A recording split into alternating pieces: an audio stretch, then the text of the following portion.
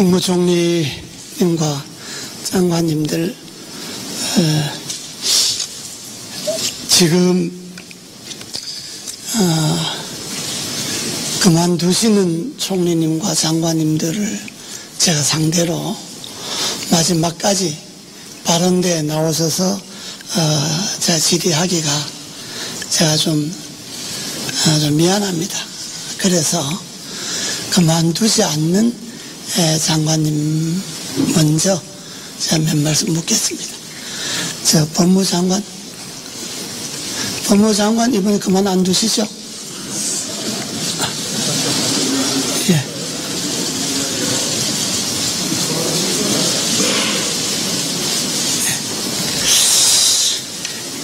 우선 세월호 관계에 대해서 제가 몇 가지 말씀드리겠습니다. 세월호가 일어난 지 오늘이 세월호 3사가 일어난 지 오늘 64일째인데 지금 몇 명이 사망을 했죠? 302명의 피해자가 생겼는데 12명이 아직 구조되지 못하고 나머지 분들은 사망한 것으로 그러니까 292명이 사망을 하고 네. 12명이 실종 상태에 놓여 있죠. 그렇습니다. 지금 12명 실종자들은 구조하는 노력을 합니까? 아주 극도로 나쁜 상황이 아니면 들어갈 수 있는 때마다 잠수사들이 들어가서 열심히 노력을 하고 있습니다. 다만 잔존된 분들이 많지 않기 때문에 수습하는 그 숫자는 며칠째 없었습니다. 네. 지난번 대정부 질의에서도 드러난 것이지만은 이번 세월호 참사의 직접적인 관련자들, 세월호 선자이나 선원들이나 정혜진 수산이나 거기에 관련되는 사람들은 지금 거의 사법 처리하거나 수별 내에서 잡으러 다니거나 그러고 있죠. 예, 거의 지금 70명 넘는 인원을 구속했고 그러니까 책임을 묻고 있죠. 그렇습니다. 그 사건. 그런데 세월호 참사에서 가장 중요한 것은 구조할 수 있었는데 구조하지 못한 정부의 책임이 가장 크다고 생각하고 있지 않습니까? 정부의 책임도 중하다고 생각합니다. 정부의 책임이 중한 것이 아니라 아주 중하고, 또 정부의 책임이 중하다고 한다면 정부의 책임을 물을 수 있는 1차적으로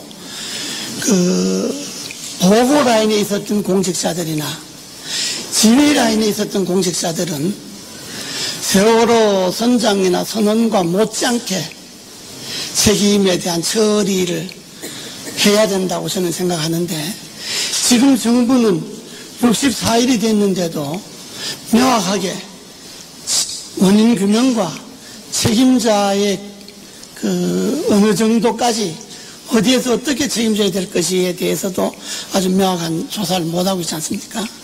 저는 이렇게 생각합니다. 정부가 살릴 수 있는 사람들을 정부의 무능으로 살리지 못했기 때문에 그 지휘 라인에 있는 사람이나 보고 라인에 있는 사람들은 세월호 선원이나 선장과 똑같은 책임을 추궁해야 되고 사법 처리를 하는 것이 그게 합당하다고 저는 생각을 합니다. 그러면 정치적 책임으로서는 지금 총리께서 사퇴를 하고 해당 장관들이 사퇴를 했는데, 이건 정치적 책임인 거고, 또 정치적 책임도 다 묻지 못한 것이 세월호 참사에 대한 총체적인 구조를 못한 책임은 정부에 있다고 한다면 정부의 최고 책임자가 책임을 져야죠. 정부의 최고 책임자는, 내각의 최고 책임자는 내각 수반이죠. 그런데 내각 수반에게 책임을 물을 수 없는 것이 우리나라 헌법에 내각 수반은 국가 원수를 겸하고 있습니다. 그렇죠?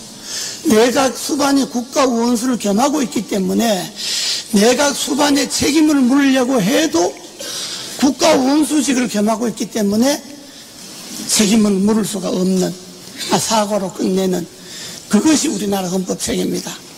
이번 같은 정부의 무능으로 정부의 부패로 살릴 수 있는 사람들을 살리지 못했을 경우에 내각을 총사퇴해야 되는데, 내각을 총사퇴하려면 내각 수반이 먼저 사퇴해야 되는데, 우리나라 헌법은 내각 수반이 국가 원수를 겸하고 있단 말입니다.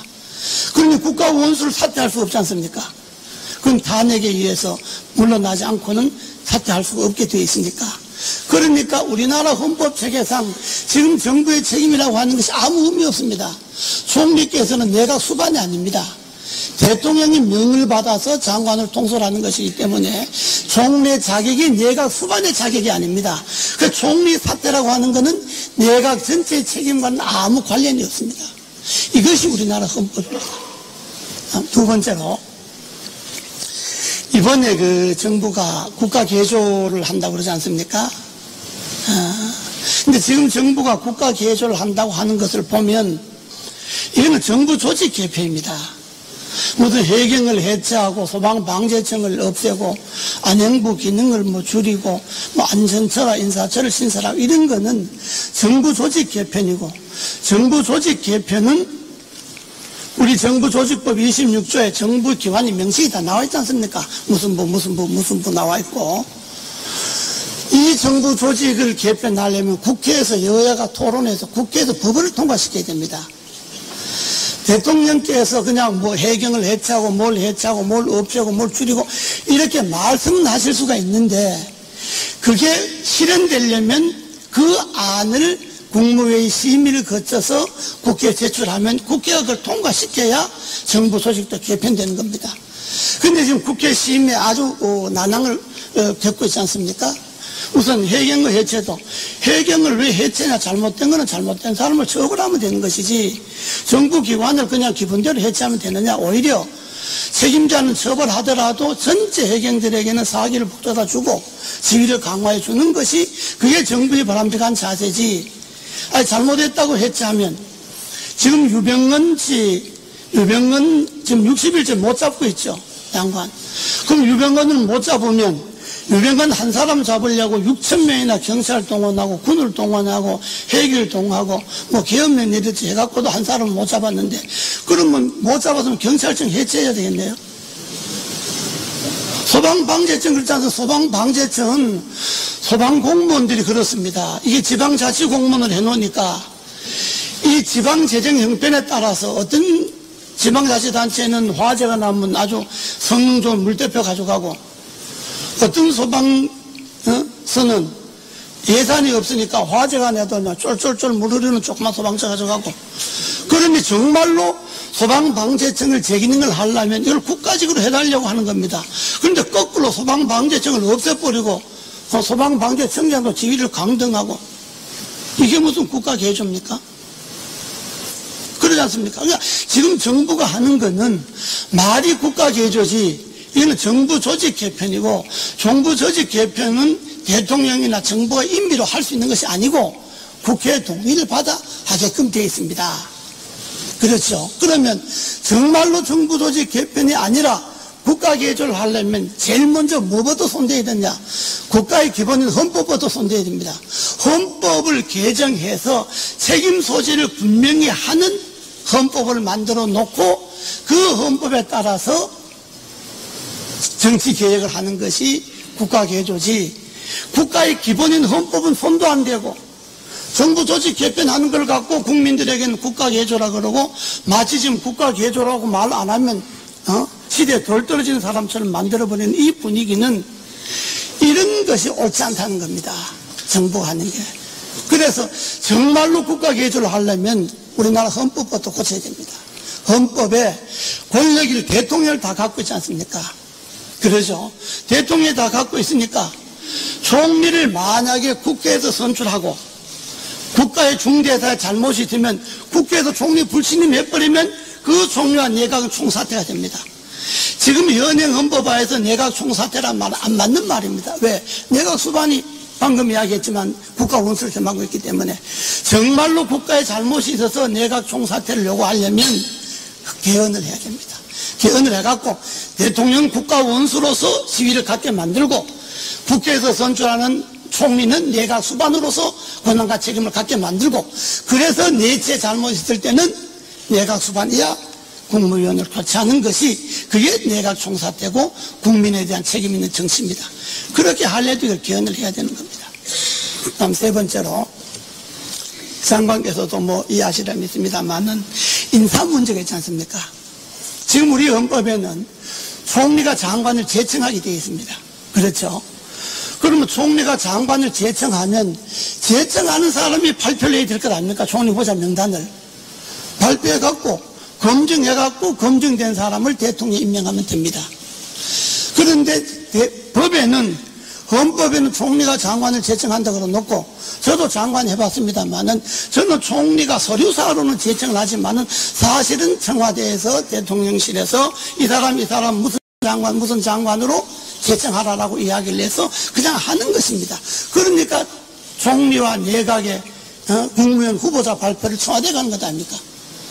정말로 헌법 정신대로 한다면 총리가 제청하면 총리가 내각 명단을 발표하고 검증을 거쳐서 대통령이 임명해야 되죠. 그런데 지금 헌법대로도 안 하는 겁니다. 헌법대로도. 그러니까 총리는 아무 권한이 없는 거죠. 그냥 잘못하면 대통령 대신에 행정수반 대신에 책임지고 욕먹고 물러가고 하는 것밖에 없습니다. 그러니까 이번에 인사도 그렇지 않습니까? 윤창석 후보자의 인사는 총리가 제청한 것이 물론 아닙니다. 그러면 지금 국민의 70%가 후보자로서 자격이 없다는 것 아닙니까? 왜냐? 일본이 우리를 식민 통치한 게 하나님의 뜻이라면 그건 종교적으로는 용인될 수 있는 용어일지도 모릅니다. 그러면 식민자의 독립운동한 사람은 뭐 했습니까? 그러면 6.25가 하나님의 뜻이고 미국을 끌어들이기 위해서 했다 그러면 6.25 때 나라 지키기 위해서 전쟁하다 죽은 사람은 그럼 뭡니까? 종교인으로서 그의 신앙이나 그분의 주장에 대해서는 간섭할 이유가 없습니다. 간섭할 권한도 없습니다. 내가 동의 안 하면 그만이지. 그러나 한 나라의 국무총리로서 대통령을 보좌해서 국정을 수행해야 되는데 그런 사관을 갖고 있으면 국정의 모든 사안을 그런 사관으로 볼 것 아닙니까? 그러니까 국민들이 분노해서 청문회 갈 것도 없다는 것 아닙니까? 적어도 찬반이 비슷비슷해서 이런 해명도 이해가 가고 저런 해명도 이해가 가고 그거는 청문회에서 한번 들어봐야 되겠다 이렇게 한다면 그건 뭐 청문회 가는 게 당연하죠. 그러나 이미 그가 말한 사관 그가 해명한 것을 보면 국민의 70% 이상이 안 된다는 것 아닙니까? 저렇게 총리로서는 안 된다는 거 아닙니까? 종교인으로서 언론인으로서 학자로서는 모르지만은 국무총리로서는 안 된다는 것이 국민의 판단입니다. 그런데도 총리를 국회에서 선출하는 게 아니고 대통령이 임명하게 되어 있으니까 말을 못하지 않습니까? 여당대로 청와대 눈치 봐야 되고 청와대 말 따라야 되는 거고 국회는 여야 충돌되는 거고 국민들은 그 모든 것을 청와대에다가 원망을 하게 되는 거고 아주 난처하게 되어 있습니다. 이런 게 이것이 정말로 현행 헌법대로 총리가 제청권을 갖고 있는 것이 아니지 않습니까? 그러니 지금 헌법대로도 운영이 안 되고 있습니다. 그렇기 때문에 정말로 책임있게 하려면 현행 헌법을 대통령 직선에서 국가 원수의 직위를 갖고 외교 통일 국방의 책임을 지게 만들고 내각은 국회에서 선출해서 국회에서 선출되는 내각의 수반이 국회 의석수대로 내각을 구성해서 연설을 만들고 잘못 있으면 내각이 총책임을 지고 또 다음 내각이 들어서면 되는 겁니다. 이것이 우리가 주장하는 개헌이고 이미 우리 국회의원들 과반수가 150명 넘게 154명이 개헌안에 찬성하고 있습니다. 근데 만약에 이 개헌안이 국회에서 발의가 되면 200명 이상이 3분의 2가 찬성해야 되니까 저는 쉽게 200명 이상 넘어간다고 봅니다. 다만 현재 청와대가 블랙홀이다 어떻다 해서 개헌에 대한 못하도록 외압을 넣으니까 여당 그 눈치 볼 수밖에 없는 거예요. 여당은. 그러니까 그것도 지금 하자는 것도 아니고 이번에 개헌을 해놓고 다음 정부는 이러한 어려움을 겪지 않도록 하자는 거. 지금 정부는 지금 정부의 임기대로 헌법대로 하면 되는 겁니다. 그러나 국민들에게 불안하지 않는 미래를 예측할 수 있는 정치를 주기 위해서 나라가 한번 크게 개조를 하기 위해서는 정말로 국가를 개조하기 위해서는 헌법을 고쳐야 되고 여기에 따라서 지방 분권을 강화해서 중앙정부의 권한과 책임을 줄이고 지방분권을 강화해주고 이 지방분권을 강화하는 행정부의 개편을 통해서 선거제도와 정당제도를 고치고 이것이 최소한의 국가개조입니다. 근데 이런 거는 입도 뻥긋 안 하고 뭘 해체하고 뭘 뭐 합치고 한다고 이걸 갖고 국가개조라 그러고 이렇게 하면 이게 국민들이 우선은 취할지 모르지만은 결과가 없지 않습니까? 그래서 이런 것들을 좀 잘 하시고 저 장관께서 요즘 드라마 정도 좀 보시죠. 정도 좀 보면 고려 때나 조선시대 때도 신하들이 지금 국무위원들에 해당되는 신하들이 왕이 제대로 안 하면 돗자리 깔잖아요. 돗자리 깔고 간합해달라고 동조해달라고 그러잖아요. 지금은 고려시대나 조선시대의 관료들만큼도 패기가 없는 거예요. 잘못은 가서 돗자리 까세요. 법무장관이 수하다면 돗자리 깔고 이거 안 됩니다라고 말을 하세요. 그게 국민들이 정부를 믿는 겁니다.